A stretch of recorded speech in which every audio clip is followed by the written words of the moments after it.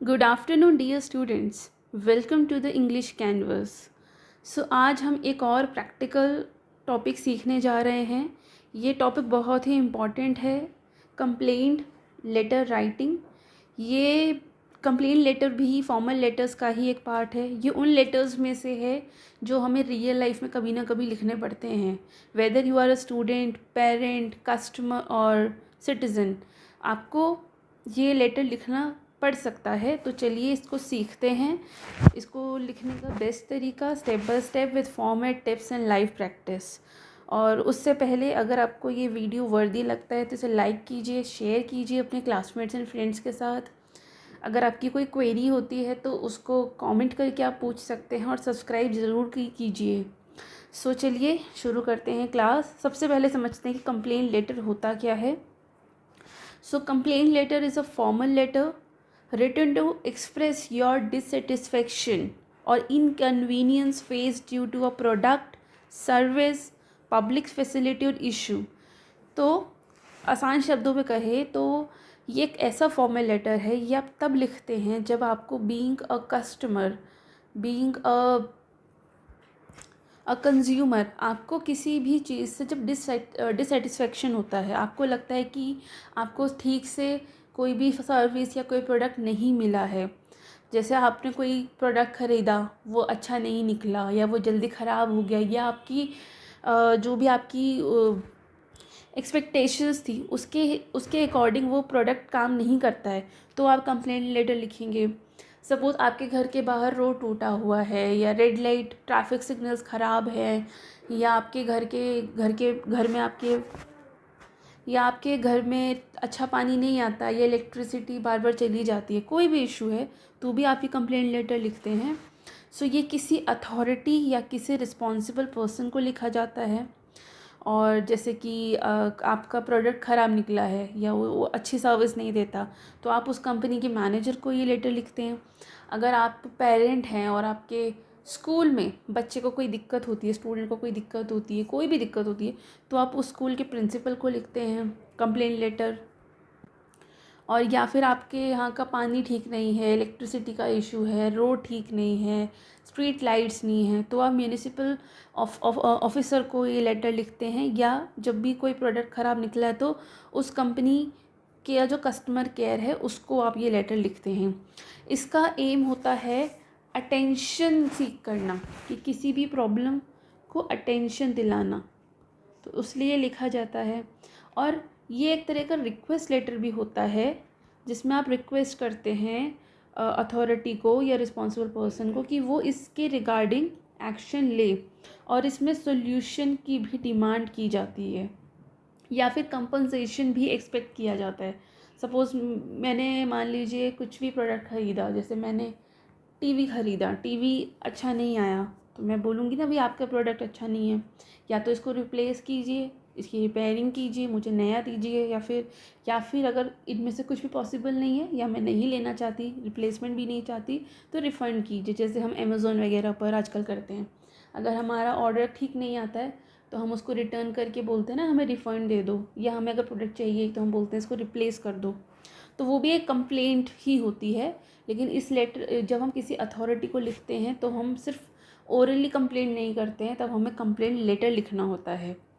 तो चलिए समझते हैं ये कितने टाइप के होते हैं। पहला होता है पर्सनल कंप्लेंट लेटर। ये जैसे आपके यहाँ इलेक्ट्रिसिटी का इशू है, वाटर इशू है, सैनिटेशन इशू है, रोड का प्रॉब्लम है, तब आप पर्सनल कंप्लेंट लेटर लिखते हैं।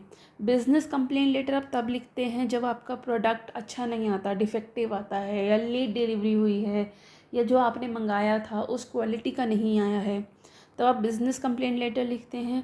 पब्लिक कंप्लेंट लेटर आप तब लिखते हो जब जैसे आपके एरिया में, आपके घर के पास गार्बेज का इशू है, वाटर शॉर्टेज है, सैनिटेशन का दिक्कत है, तब आप ये किसी गवर्नमेंट अथॉरिटी को ये पब्लिक कंप्लेंट लेटर लिखते हैं। इसका फॉर्मेट भी बाकी फॉर्मल लेटर जैसा ही है।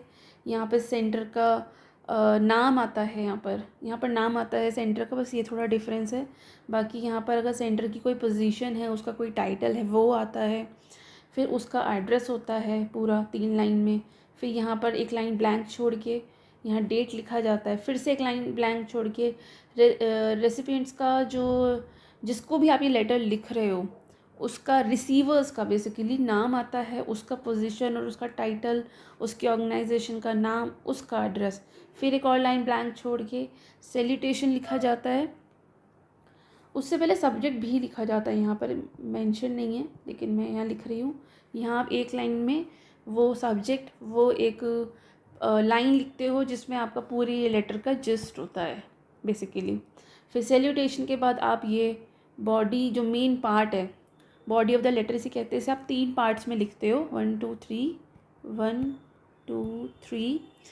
पार्ट 1 में आप अपना इशू जो है उसको इंट्रोड्यूस करते हो, साथ साथ अपना भी इंट्रोडक्शन देते हो कि आप कौन, जैसे I am writing this letter, तो आई में आपको यहाँ पर अपना अपना नाम बताना होता है आपको। You need to introduce yourself and state the issue. तो इंट्रोडक्शन पार्ट में आपको अपने बारे में बताना है और आप क्या इशू के रिगार्डिंग ये लेटर लिख रहे हो यहाँ ये लिखना होता है इन 2 लाइन्स में, 2 या 3 लाइन्स में। सेकेंड पैराग्राफ में you need to explain the problem in detail. जैसे आपने मान लीजिए कोई प्रोडक्ट ख़रीदा था, तो किस दिन आपने ख़रीदा, उसका डेट, उसका रिसीट नंबर, मॉडल नंबर, जो भी चीज़ें हैं, और क्या इशू आया आपको, वो आप पैराग्राफ नंबर 2 में लिखेंगे। या आपके घर के बाहर मान लीजिए रोड टूटा हुआ है, तो वो कौन सी लोकेशन है, स्पेसिफिक क्या प्रॉब्लम है रोड को लेकर, आपने प्रीवियसली अगर कोई कंप्लेंट की थी उस पर कोई अभी तक कोई एक्शन नहीं हुआ, तो आप उसको भी मेंशन कर सकते हैं। उस कंप्लेंट नंबर का भी आप यहाँ पर मेंशन कर सकते हैं, उसकी भी एप्लीकेशन की डेट और नंबर दोनों आप लिख सकते हैं। पैराग्राफ 3 में आपको बहुत ही पोलाइटली रिक्वेस्ट करना है कि अब आपकी प्रॉब्लम पर सुनवाई हो, कोई एक्शन लिया जाए, रेजोल्यूशन निकाला जाए, और आपकी क्या एक्सपेक्टेशंस हैं, आपको रिफ़ंड चाहिए या जो भी है। अगर आपके यहाँ रोड टूटा है या पानी नहीं आता तो आपको साफ़ पानी चाहिए, आपको अपने घर के पास सैनिटेशन चाहिए, आपको जो भी मतलब जो भी एक्सपेक्टेशंस है वो आपको इस लास्ट पैरा में मेंशन करना होता है। फिर उसके बाद ये कॉम्प्लीमेंट्री क्लोज होता है और यहाँ पर आप अपना नाम लिखते हैं और अपना कॉन्टैक्ट नंबर भी लिख सकते हैं। ठीक है, तो इस लेटर को लिखते समय आपको कुछ चीज़ों का बहुत ध्यान रखना पड़ेगा। जैसे ये जो लेटर है ये पोलाइट होना चाहिए, लेकिन साथ साथ ये फर्म भी होना चाहिए। मतलब आपको जो ये लेटर पढ़ेगा उसको लगना चाहिए कि हाँ आप बहुत सीरियस हैं इस इशू के लिए, लेकिन पोलाइटनेस नहीं छोड़नी है। आपको फॉर्मल टोन यूज़ करना है, ऐसा नहीं है कि आप बहुत इनफॉर्मली लिख रहे हो, नहीं। लैंग्वेज है वो आपकी बहुत ही फॉर्मल होनी चाहिए। आपको relevant facts, dates, bill number, invoice number, ये सब मेंशन करना है अपने कंप्लेंट लेटर में। और आपको सजेस्ट करने पॉसिबल सॉल्यूशंस और कंपनसेशंस। और कोई भी किसी भी तरह की इमोशनल या हार्श लैंग्वेज को मत लिखिएगा। हार्श या फिर इमोशनल लैंग्वेज नहीं लिखना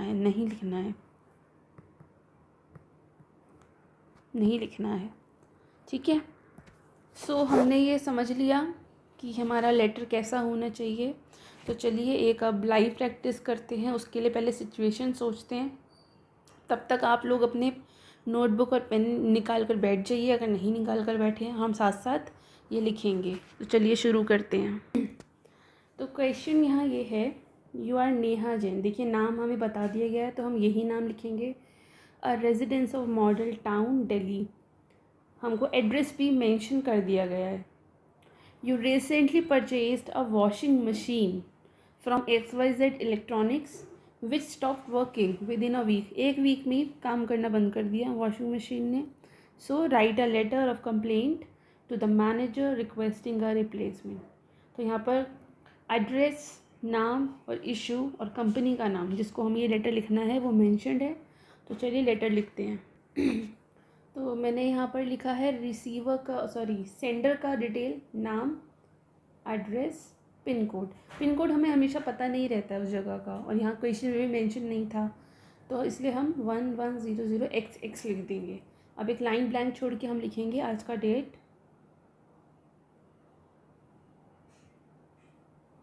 अब एक और लाइन छोड़ के हम लिखेंगे रिसीवर का एड्रेस और with his name and designation.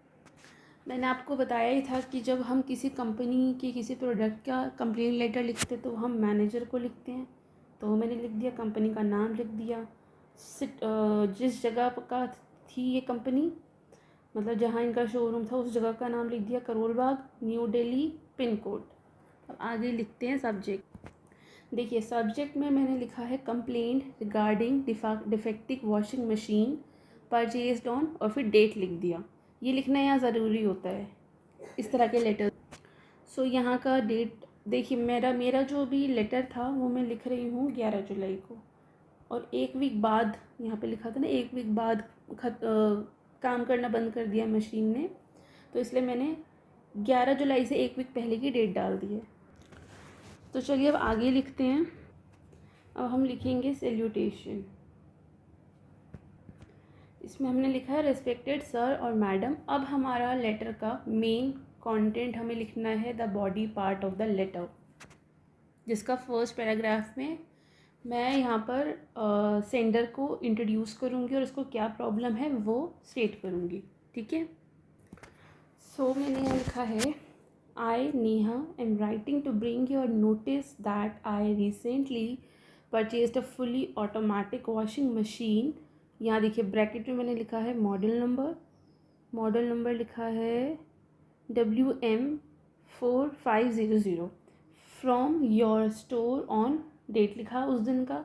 Unfortunately within just 1 week of installation the machine has stopped functioning completely. तो यहाँ मैंने अपने आप को इंट्रोड्यूस कर दिया, मेरा क्या इशू है वो इंट्रोड्यूस कर दिया, प्लस जो प्रोडक्ट मैंने लिया था उसकी भी डिटेल दे दी कि किस दिन ख़रीदा और क्या मॉडल नंबर था वो भी। तो चलिए अब नेक्स्ट पैरा लिखते हैं। अब नेक्स्ट पैराग्राफ लिखेंगे। सो नेक्स्ट पैराग्राफ में मैंने लिखा है despite following the user manual, मतलब यूज़र मैनुअल को फॉलो करने के बावजूद भी मशीन कंप्लीट नहीं कर रही अपना wash cycle, does not complete its wash cycle and gives error signals दे रही है मशीन। I have already informed your customer care helpline. ये देखो ये टिकट नंबर है, ये किस कस्टमर केयर हेल्पलाइन से मेरी बात हुई थी पहले, मैंने वो भी किया, बट कोई टेक्नीशियन अभी तक आया नहीं है। अब थर्ड पैरा में मैं अपना रेजोल्यूशन की बात करूँगी कि मुझे क्या चाहिए, मुझे रिप्लेसमेंट चाहिए, रिफ़ंड चाहिए, या मुझे इसका रिपेयरिंग चाहिए, क्या चाहिए वो मैं अपने थर्ड और लास्ट पैरा में लिखूँगी। अब लास्ट पैरा में मैंने लिखा है I request you to kindly replace the defective machine at the earliest. मतलब पहले तो रिक्वेस्ट करना है कि आप ये डिफेक्टिव मशीन को पूरा तरह से रिप्लेस कर दीजिए जितना जल्दी हो सके एट द अर्लीस्ट। और एक और ऑप्शन मैं उन्हें दूंगी, issue a full refund as per your companies warranty policy. आपकी कंपनी की जो वारंटी पॉलिसी थी उसके अकॉर्डिंग, या तो आप मुझे फुल रिफ़ंड दे दीजिए, मतलब या तो आप मेरी मशीन को रिप्लेस कर दीजिए क्योंकि ये मशीन डिफेक्टिव है, या फिर मुझे पूरा का पूरा रिफ़ंड दे दीजिए। उसके आगे मैंने लिखा है I am enclosing a copy of the invoice of your reference. मतलब मैं इस लेटर के साथ, इस कंप्लेन लेटर के साथ मैं इन्वॉइस यानी कि बिल नंबर भी अटैच कर रही हूँ, इनक्लोज कर रही हूँ। I hope the matter will be resolve soon. तो यहाँ मेरी एक्सपेक्टेशन मैंने लिख दी है लास्ट लाइन कि मैं होप करती हूँ कि अब तो ये मैटर रिजॉल्व हो जाएगा जल्दी ही। अब यहाँ पर मैं लिखूँगी closing lines, complimentary closing, yours faithfully, और आपका पूरा नाम जो कि हमें क्वेश्चन में मेंशन था।